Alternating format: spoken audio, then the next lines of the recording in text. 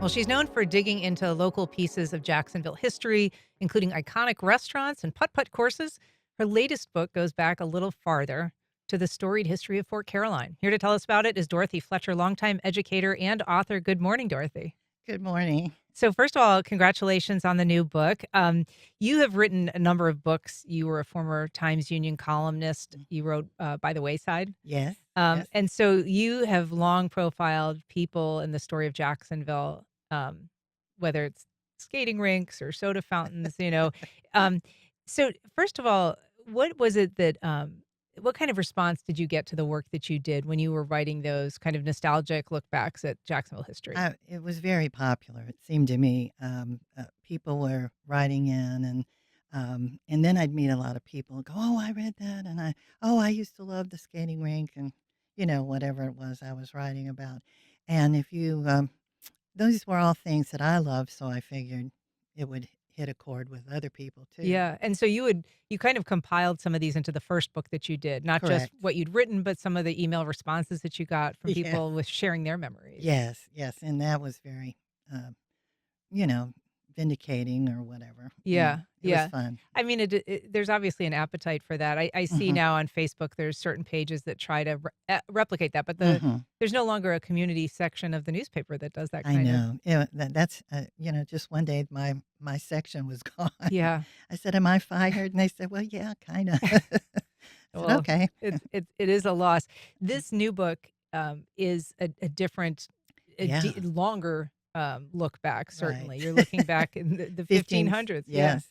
yes. It's, about it just takes a female perspective of, the expedition that went to Fort Caroline, and it also is the only woman who's really even mentioned in any of, Laudonnière's, memoirs, and she was so fascinating to me, that I said, "Well, I gotta give her a voice." And this is a woman who worked as the chambermaid for René Correct. Laudonnière. And so, first of all, remind us who he was, what role he played in Fort Caroline.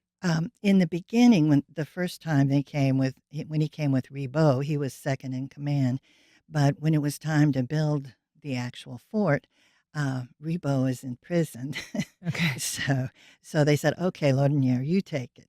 And so he took Huguenots because they were trying to get rid of that particular group of people because there was so much discord going on, Over religious religion. discord. Yeah. Yes.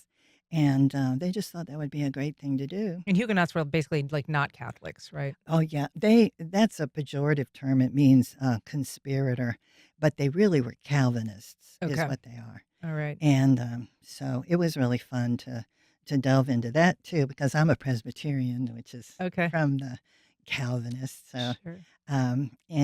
but she would have been in a position to know an awful lot about what was going on because she would have been in his household, but she gets into a scandal because, the mutineers were trying to discredit Laudonnière, and, but she was not his mistress, Okay. as they would Just a try true to say. domestic worker. Really, Yeah. and, but, very, much revered toward the end, the And book. she didn't have a name in these journals. You actually had to name her as I you. did. you Women weren't mentioned. Mhm. There are tons of men's names, but, not a single female. So I just took, Elle from, the French, meaning she, and chérie, which is a term of endearment, and put it together, and she became Ellie. But I'm sure most people would call her Ellie. Yeah. It's And okay. so what do you think that telling her story brings to the broader story of Fort Caroline? Well, for one thing, I think it personalizes it in ways that have not been done. Fiction, you can do that more, I think. You kind of play the what if game. Well, what if I were this person? How would I view the story? And you get to see the day to day sort of thing. It was a really grueling experience, I would think, from what I gathered from all the Sure. documents. But I can imagine, living outside in Florida in a swamp. Yeah. That would And be pretty. I mean, ultimately, the Huguenots were basically slaughtered, right? Oh, it was horrible, and um, it they really wiped out. They went from like 600 to down to 60 Yeah, by the and so time. they were all killed at the fort, and then a whole other contingent of them was killed down at Fort Matanzas, which Yeah, actually correct. means slaughter. Slaughter, Yeah. exactly. Um, Yeah. and so you have an upcoming event at the Florida Historical Yes. Society's Library of Florida History. That's Yes. on September 6th. Can you tell us what it is that you're going to present? And congrats on that as well. Oh, thank you. Well, I'm going to present, a PowerPoint, such as it is. That's my speed, and but basically show them what the fort looked like, the environs. Of course, Fort Caroline is going to be uh, changed very soon, I think, because they keep getting flooded and the displays destroyed. So, And um, that's like the replica because we don't really know right. where the original fort is, right? Yeah, it could have been out in the middle of the river because Mhm. in 500, well, 450 years, there'd be an awful lot of change in the coastline. So, Sure. but it's interesting.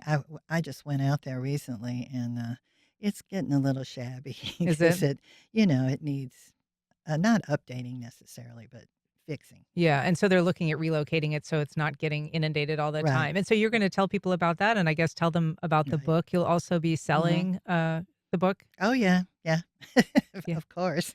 If people wanna get, a copy of it, where can they get it? I mean, along with your other books, they're often sold, like, at the Historical Society. Right.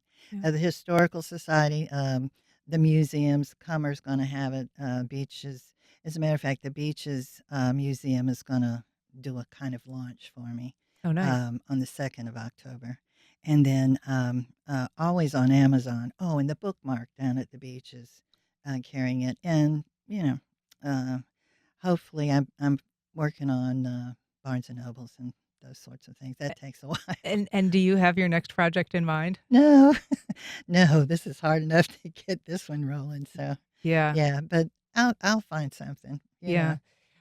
Well, Dorothy Fletcher has got a number of great books, and they're all worth checking out, whether you wanna know more about the Goonie Golf, dinosaur that's now on Beach Boulevard, Yeah. or just the great old restaurants Oh, yeah. of the bygone days of Jacksonville. Well, congrats, Dorothy Fletcher, Thank again. you. Thank you so much for being here. Thank you, Anne.